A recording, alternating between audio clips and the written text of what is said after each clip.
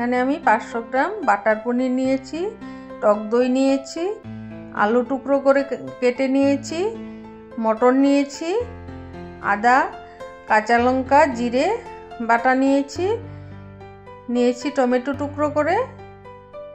এবার কড়াই বসিয়ে দিলাম, দিয়ে দিচ্ছি সাদা তেল 2 টেবিল স্পুনের মতো। এবার পনিরগুলো দিয়ে দিচ্ছি। আমি পনিরগুলো একদম লাল লাল করে ভাজবো না, হালকা একটু ভেজে নিয়ে নামিয়ে নেব। তোমরা চাইলে পনিরগুলো না ভেজেও বানাতে পারো। দেখতেই পাচ্ছ একদম হালকা করে একটু নুন হলুদ দিয়ে ভেজে নামিয়ে নিচ্ছি। এবার ওই তেলটাতেই দিয়ে দিচ্ছি টুকরো করে রাখা আলু। এবার নুন হলুদ দিয়ে লাল লাল করে ভেজে নামিয়ে নিচ্ছি।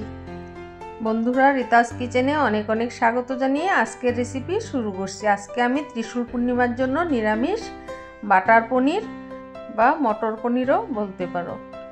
এবার আমি কড়াইতে জিরে ফোড়ন দিয়ে দিচ্ছি 1 টিস্পুনের মতো বাটার। আমি একটু সাদা তেল দিয়ে নিচ্ছি, কারণ যাতে বাটারটা পুড়ে না যায়। এবার আমি আগের থেকে বেটে রাখা কাঁচা লঙ্কা, আদা এবং জিরে।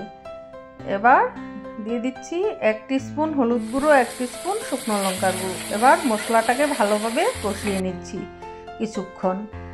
এবার দিয়ে দিচ্ছি মটরশুঁটি এবং আগের থেকে টুকরো করে রাখা টমেটোগুলো। এবার ভালোভাবে মশলার সাথে মিশিয়ে নিচ্ছি। দিয়ে দিচ্ছি আগের থেকে ভেজে রাখা আলুগুলো। এবার ভালোভাবে নেড়েচেড়ে কষিয়ে নেব প্রায় 5 থেকে 7 মিনিটের মতো। এবার দিয়ে দিচ্ছি আগের থেকে ফেটিয়ে রাখা টক দইটা। দিয়ে দিচ্ছি আগের থেকে ভেজে রাখা পনিরগুলো।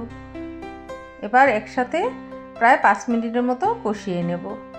বন্ধুরা, আমার এই রেসিপিটি যদি ভালো লেগে থাকে অবশ্যই লাইক, কমেন্ট এবং সাবস্ক্রাইব করে আমার বন্ধু হয়ে যেও।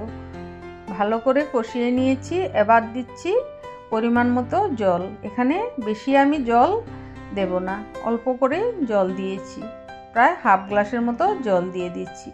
এখানে নিয়েছি আমি গোটা কয়েক কাজু, হাফ টিস্পুনের মতো মগজ, হাফ টিস্পুনের মতো পোস্ত, 2-3টে এলাচ লবঙ্গ। এবার একসাথে বেটে নিয়েছি, তারপর দিয়ে ভালোভাবে নেড়েচেড়ে নিচ্ছি। এবার নামানোর আগে দিয়ে দিচ্ছি ধনেপাতা কুচি। এবার গরম গরম সার্ভ করে নিলাম আজকের রেসিপি মটর পনির। ধন্যবাদ।